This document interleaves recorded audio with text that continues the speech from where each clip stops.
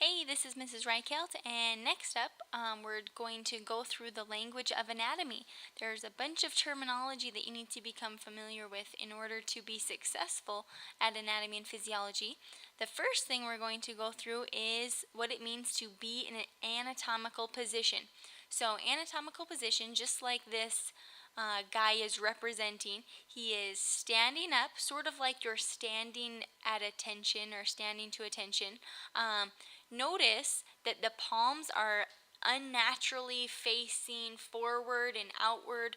The thumbs are pointing away from the body. Normally when you're in a natural position, your thumbs or your palms are going to be cupped towards your thighs. That is not anatomical position. You want to have your palms out like this towards your body. Okay, so that's anatomical position. Go ahead and pause the video and stand up in anatomical position. Great job if you actually did that. So anatomical position is very important. Next up, we're going to go through some directional terms. Directional terms are what people in the medical profession use in order to explain exactly where they're talking about. So we're going to go through a couple here. Superior or cranial means that it's going to be towards the upper portion or above a specific body structure. So in an example, we could say that the forehead is superior to the nose because the forehead is above the nose. Okay, your nose is here, forehead here, it's above your nose. The next one is inferior or caudal. This would be anything below the structure that you're talking about. So an example would be the navel is inferior to the breastbone. Okay, so the navel is inferior would mean that it would be lower. Ventral or anterior is going to be towards the front. Okay, so towards the front of the body. An example, I should write that. Towards the front. So an example of that would be the breastbone is anterior or ventral to the spine because it's more towards the front. Dorsal or posterior, this would be toward the back side. So towards the back, this would be something like the heart is posterior to the breastbone. So the heart is posterior to the breastbone, or it's dorsal to the breastbone. Medial, so front I'm going to put towards the front, back this way. Medial means that it's going to be towards a midline. Okay, it's going to be at the midline or the inner part of that area. So an example would be the heart is medial to the arm. Lateral is going to be that it's away. So you could say that the arms are lateral to the chest. Intermediate means that you're going to be between a medial and lateral structure. So an example of this, you could say the collarbone is intermediate between the breastbone and the shoulder. Proximal. Proximal and distal is when you're talking specifically about the trunk of the body versus the limbs. So proximal would be something like close to the origin or body part. So you could say the elbow is proximal to the wrist. So this is when you're talking about the appendages, so your legs and your arms for each of these. So the elbow is proximal to the wrist, or the elbow is closer to the trunk. Maybe I should write that. Closer to the, trunk of the body. Distal would be that you're farther away from it. So this would be the knee is distal to the thigh. Okay. Superficial means that you're towards the surface or you're towards the external. Deep would be that you are internal. Okay, so now that we've gotten those directional terms taken place, they are out of the way, now we can really go through all of our anatomical terms. So here, first up, we're going to go through the anterior body landmarks. If I'm going too quick for you, make sure you pause it and either look at your book or write them down a little bit slower. Let's see here, gotta get my pen going. Okay, so the head region is going to be cephalic, okay? Frontal means the forehead. Orbital is around the eye, okay? Nasal is around the nose. Buccal is around the cheek. Oral is around the mouth. And mental is around the chin. Okay, so cephalic is head, and all of these have to do with the cephalic regions. Okay, gotta clear that off so I have some more room here. Next up, cervical is near the neck. Okay, then we have the thoracic. Thoracic is really going to be all up here. So thoracic. Thoracic is actually subdivided into some smaller areas. The first is this area, okay, or sternal, which covers the sternum. Then you have the armpit area, okay, and that's going to be axillary, not, so axillary. Notice that there's no U in there. Then, let's see here, we'll go towards the abdominal region, so everything in purple here is the abdominal.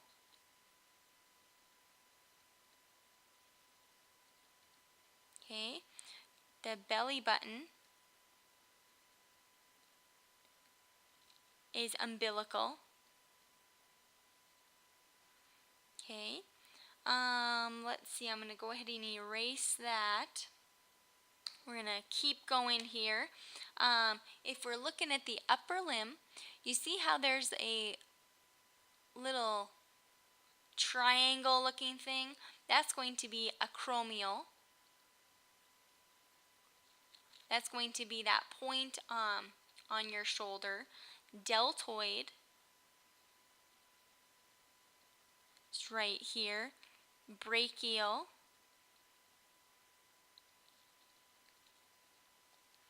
antecubital is here.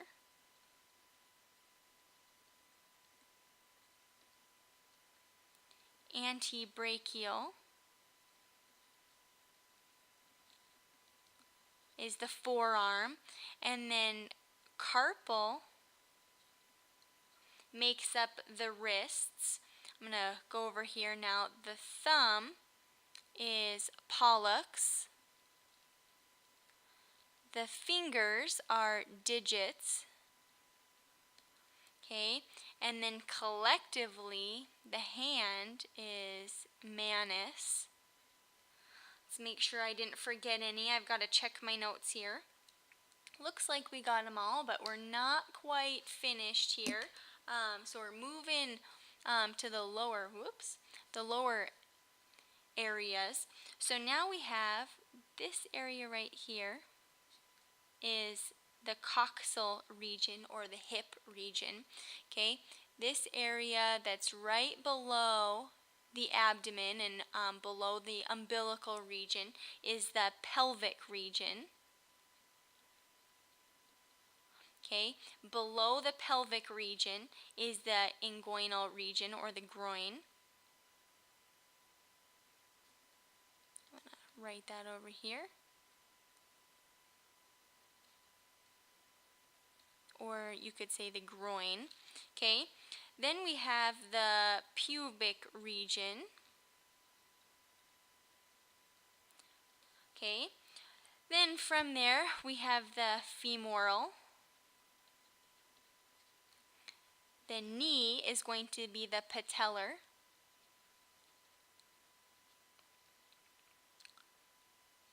Right here is going to be the crural. Okay, then we're going to go, let's see, we'll go to the outer part. So the outer, hopefully that line's good. Perfect.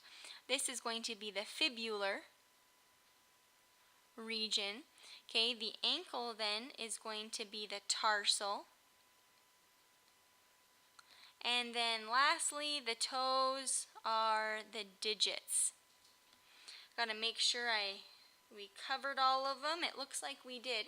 So that's the anterior body landmarks. There's a whole bunch of them. Make sure you go through and memorize all of them. Now let's go to the posterior landmarks. Okay, so some of these you'll find are actually going to repeat each other. That's okay. You don't have to write them down again if you don't want to. So up here, what do we have? Hopefully you put in cephalic. Okay, right here, I guess it's kind of hard to see, is going to be occipital. Okay, then for the upper limb, you have that rest of that little triangle. What is that? We already went through that one. You should know it. Acromial. Okay, we already went through this one. Remind me what that one was again. Brachial. Okay, then here we have a new one, olecranal.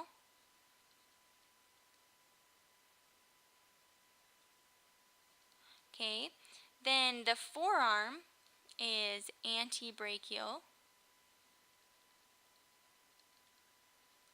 Okay, let's see here.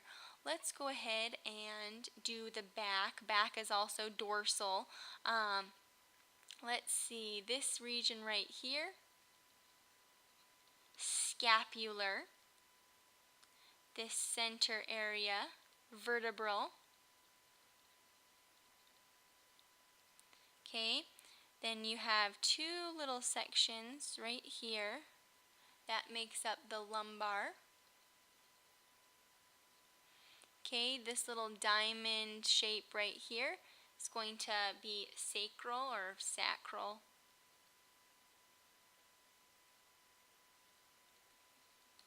Okay, this region is going to be gluteal. Okay, again we already went through the hands. You have digits, pollex. Let's see, femoral. Popliteal. Popliteal is the back of the patellar region. Okay, so then we have sural, which is the calf region. Okay, then we still have fibular here. Okay, then we have calcaneal.